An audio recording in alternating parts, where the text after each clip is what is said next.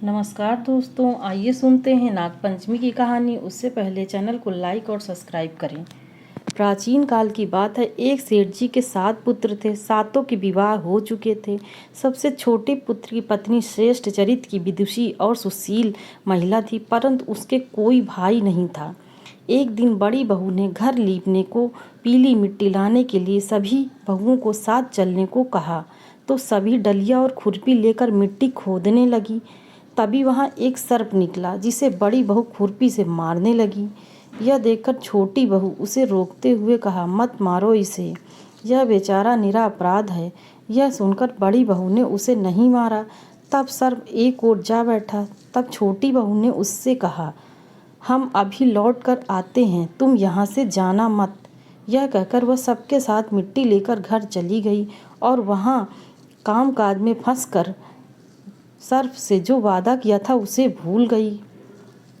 उसे दूसरे दिन वह बात याद आई तो सबको साथ लेकर वहां पहुंची और सर्प को उस स्थान पर बैठा देखकर बोली, सर्प भैया नमस्कार। सर्प ने कहा, तू भैया कह चुकी है, इसलिए तुझे छोड़ देता हूँ, नहीं तो झूठी बात कहने के कारण तुझे अभी डस लेता। वह बोली, भैया मुझसे भूल हो गई, उसकी क्षमा मांगती हूँ। तब सर बोला, अच्छा तू आज से मेरी बहन हुई और मैं तेरा भाई हुआ, तुझे जो मांगना हो मांग ले। वह बोली, भैया मेरा कोई नहीं है, अच्छा हुआ जो तू मेरा भाई बन गया। कुछ दिन व्यतीत होने पर वह सर्प मनुष्य का रूप रखकर उसके घर आया और बोला कि मेरी बहन को भेज दो। सबने कहा कि इसके तो कोई भाई नहीं था। वह बोला, मैं दूर के रिश्ते में इसका भाई हूँ, बचपन में ही बाहर चला गया था। उसके विश्वास दिलाने पर घर के लोगों ने छोटी को उसके साथ भेज दिया।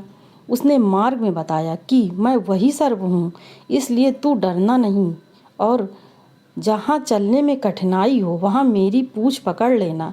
उसने कहे अनुसार ही वैसा ही किया। इस प्रकार वह उसके घर पहुंच गई। वहां के धन ऐश्वर्य को देखकर वह चकित हो गई। एक दिन सर्प की माता ने उससे कहा, मैं एक काम से बाहर जा रही हूँ, तू अपने भाई को ठंडा दूध पिला देना। उसे यह बात ध्यान ना रही और उसने गर्म दूध पिला दिया, जिससे उसका मुंह जल गया। यह देखकर सर्प की माता बहुत क्रोधित हुई, परंतु सर्प के समझाने पर शांत हो गई। तब सर्प ने कहा कि बहन को अब घर भेज देना चाहिए। तब सर्प और उसके पिता ने उसे बहुत सा सोना चांदी जवाहरात वस्त्र आभूषण आदि देकर उसके घर पहुंचा दिया। इतना ढेर सारा धन देखकर बड़ी बहू ने ईर्ष्या से कहा, भाई तो बड़ा धनवान है, तुझे तो उससे और भी धन लाना चाहिए।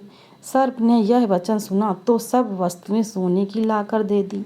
यह देखकर बड़ी बहू ने कहा, इन्हें झाड़ने की झाड़ू भी तो सोने की होनी चाहिए।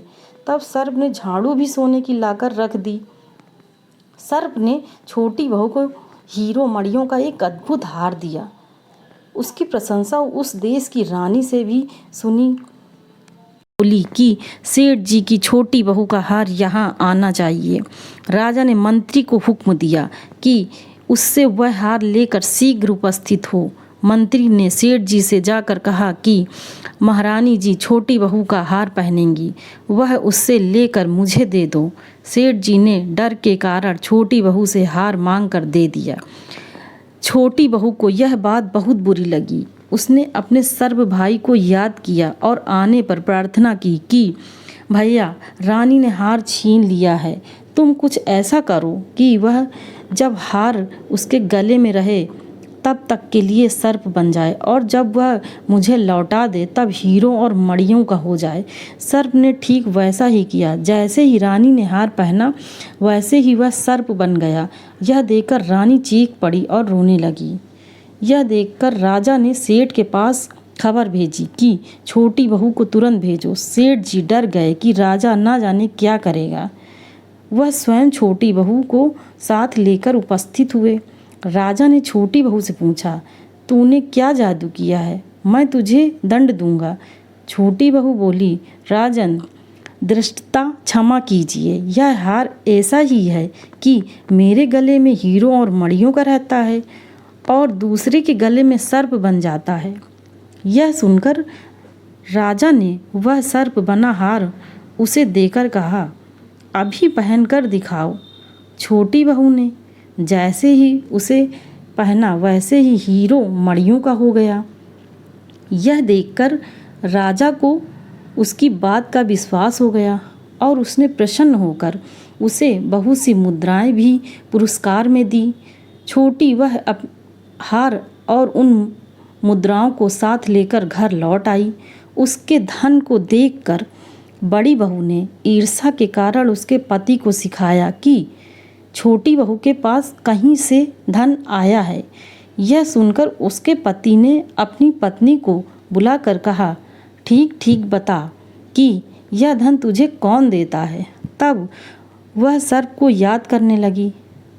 तब उसी समय सर्प ने प्रकट होकर कहा, यदि मेरी धर्म बहन के आचरण पर संदेह प्रकट करेगा तो मैं उसे खा लूँगा। यह सुनकर छोटी बहू का पति बहुत प्रसन्न हुआ और उसने सर्प देवता का बड़ा सत्कार किया। उसी दिन से नाग पंचमी का त्यौहार मनाया जाता है और स्त्रियां सर्प को भाई मानकर उसकी पूजा करती हैं। धन्यवाद।